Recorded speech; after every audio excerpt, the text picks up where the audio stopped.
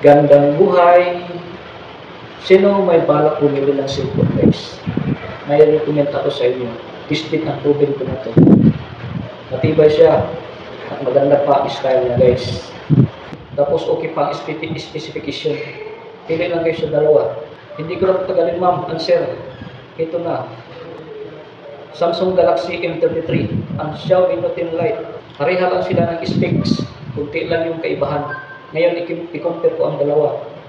Ang Samsung M33 at Xiaomi Note 10 Lite. Para makapagpili kayo ng cellphone na hindi inyong pagsisihan. Datang huli. Ito, i-recommend ko talaga to sa inyo. Maganda to guys. Ipapakita ko sa inyo ang specification at ang uri ng cellphone. Tara.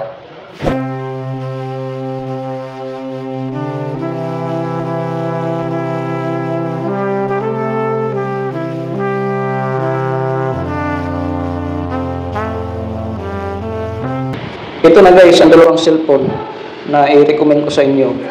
Magandang style nila guys, tapos matibay. Ito ang Samsung Galaxy M33. Maganda design niya guys. Gorilla Glass TFT LCD na may frame na plastic.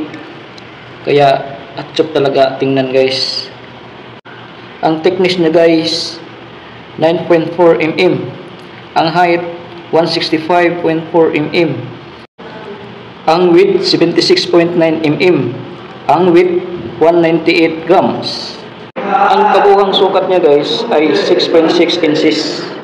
Ang main camera niya guys ay 50 megapixel.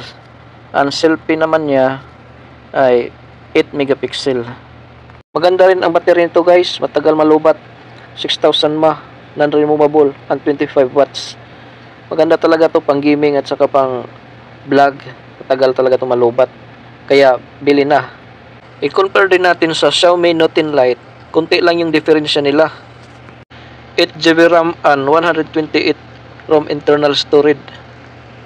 Pareha lang sila. Tingnan din natin ang kagandahan sa Xiaomi Note 10 Lite. Forma pa lang nakakaakit na. AMOLED ang screen niya guys.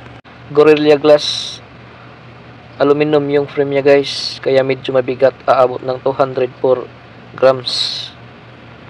Napakalinaw ang camera nito guys, kahit madilim maliwanag siya. 64 megapixel ang main camera niya guys, tapos ang self camera 16 megapixel, kaya sobrang liwanag talaga kahit madilim. Dual nano SIM siya guys, kaya walang problema kung magrami ka ng number. Ang haba niya guys, aabot ng 157.8 mm.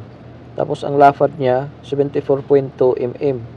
Tapos ang kapal niya guys, 9.7 mm. Medyo maliit siya kumpara sa Samsung Galaxy M33. Magkapareha lang din sila ng CPU, octa-core. Walang memory card lang to guys. Pero ang kagandahan nito guys, may second space siya guys. Ibig sabihin nun, para siyang dual phone. Tingnan nyo guys, ipakita ko sa inyo. Buksan ko guys. Ito yung first space nya. O, tingnan nyo. Kung lilipat kayo sa second space, i-backlight off nyo lang tapos i-on ulit. Kailangan magkaiba sila ng password para kung saan mo gusto mag-open, i-ano mo lang yung password mo or fingerprint para yon ang ma-open mo. Ito na guys ang second space. Pangalawang phone mo. Ito ang kagandahan sa Xiaomi Note 10 Lite guys. May sikreto ba?